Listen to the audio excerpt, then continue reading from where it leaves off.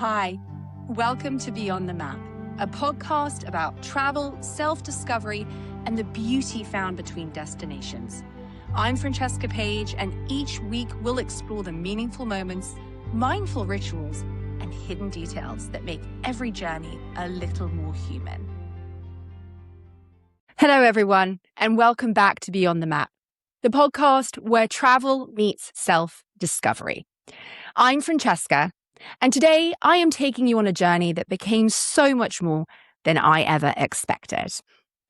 This summer, we embarked on our first international trip as a blended family. We spent time in Sorrento and Capri before ending our travels in London. On paper, it looked like an incredible European vacation, but in reality, it became something much deeper. It was about reconnecting with my roots, embracing a different way of living, and watching our newly blended family begin creating traditions and memories that I know will carry with us for years to come. Travel has always been part of my career. I've been fortunate to visit incredible destinations around the world as a travel journalist, but every once in a while, a trip stops being about the destination and starts becoming about who you are. This was one of those trips. Italy has always held a special place in my heart. My family roots trace back to Italy. Even though we weren't visiting the exact town my ancestors came from, simply being in Italy felt different. There was something comforting about hearing the language, sitting in family-run restaurants, walking through centuries-old streets, and watching multiple generations gather around one table for hours. It made me think about the generations before me, the sacrifices that they made, the traditions that they carried, and how easy it can be to lose touch with those roots when life gets busy. As parents, we're constantly trying to give our children opportunities. And sometimes we think that means activities, sports, or the latest technology. But truly, one of the greatest gifts we can give them is an understanding of where they come from, an understanding of history in general. And travel really has a way of making history feel personal and giving children context. This trip also marked another big milestone. It was our first international vacation as a blended family. And anyone who's part of a blended family knows there isn't a guidebook.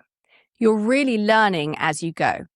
You're blending traditions. You're navigating different personalities, different ages, different interests.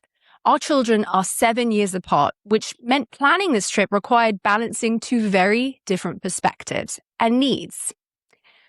While, for example, one child was excited by swimming in the Mediterranean, eating gelato every day, and jumping onto a boat headed for Capri, the other may have more appreciated incredible meals, breathtaking viewpoints, wandering through beautiful streets, and having moments of independence. What surprised me was realizing we didn't need every activity to appeal equally to everyone. The magic really happened in the moments we shared. That was really where it was.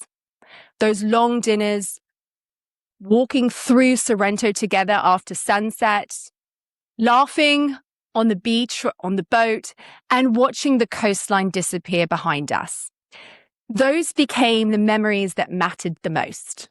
One of the biggest lessons Italy reminded me of is something many of us struggle with today: slowing down. In America, we're constantly rushing around.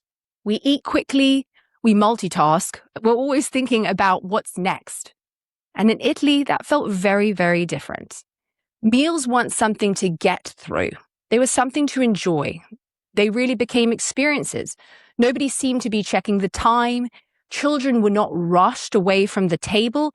Families talked, they laughed, they lingered.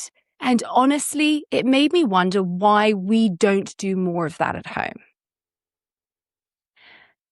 Ask yourself, how often are you sitting around a dinner table without phones? How often are we truly present? Travel has a funny way of holding up a mirror. And sometimes it's not about discovering a new country. It's about discovering habits we've accepted without ever really questioning them or why we have them. Sorrento completely stole my heart. The colorful streets, the lemon trees, the smell of citrus everywhere. the local cafes, the views over the Bay of Naples. Every evening, people gathered in the piazzas, children played, families walked together, and music drifted through the streets. No one seemed to be in a rush to get home, and that was very unique. It reminded me that joy often lives in the simplest moments, not the expensive ones, not the extravagant ones, but simply just being together. And then there was Capri. Like so many people, I'd seen photographs for years, but nothing prepares you for seeing that water in person. We traveled there by boat and got the opportunity to swim in the Mediterranean, admire the dramatic cliffs, and simply enjoyed being out on the sea together swimming. One thing I loved the most was seeing everyone's reactions. The excitement, the laughter, the moments of complete awe. Yes, it was busy. Yes, it was touristy, but it was still wonderful. Travel gives us opportunities to experience wonder together. And those really are the moments that your children remember. Not whether everything went according to plan, it never does, but how they felt. As I watched the children playing in Italy, I kept thinking, this isn't just a vacation. They're experiencing a country that's part of my family's story. They're tasting recipes inspired by generations before them. They're learning and hearing a language connected to a certain heritage. And they're seeing how another culture values family, food, community, and just slowing down.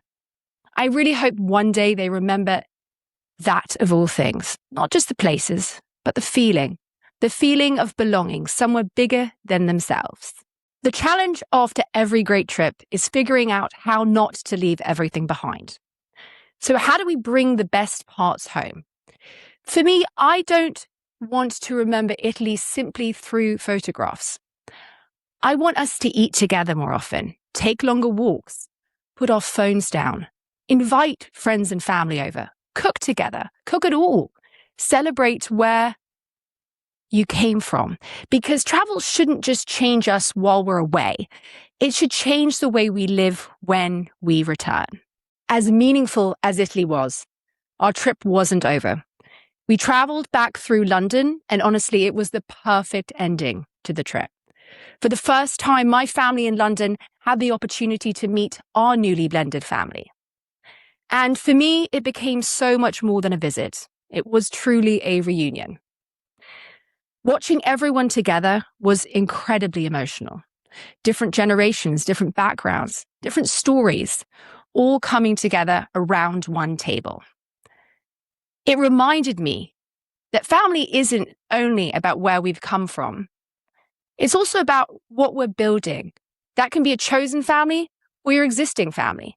And there was something incredibly special about beginning our journey, reconnecting with my heritage, and ending it introducing the people I love the most to one another. For me, it felt like two parts of my life coming together. My past and my future. If there's one thing this trip taught me, it's this.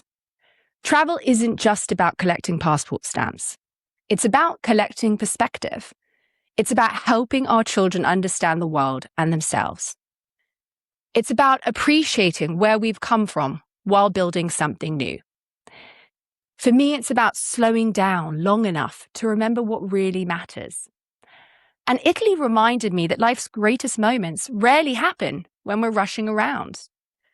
They happen around dinner tables, on evening walks, on boats surrounded by impossibly blue water, during conversations with people that we love, and sometimes at family reunions, where you just realize how much your world has grown.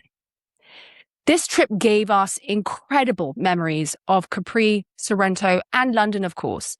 But more importantly, it reminded us that the greatest journey isn't always the one across the ocean.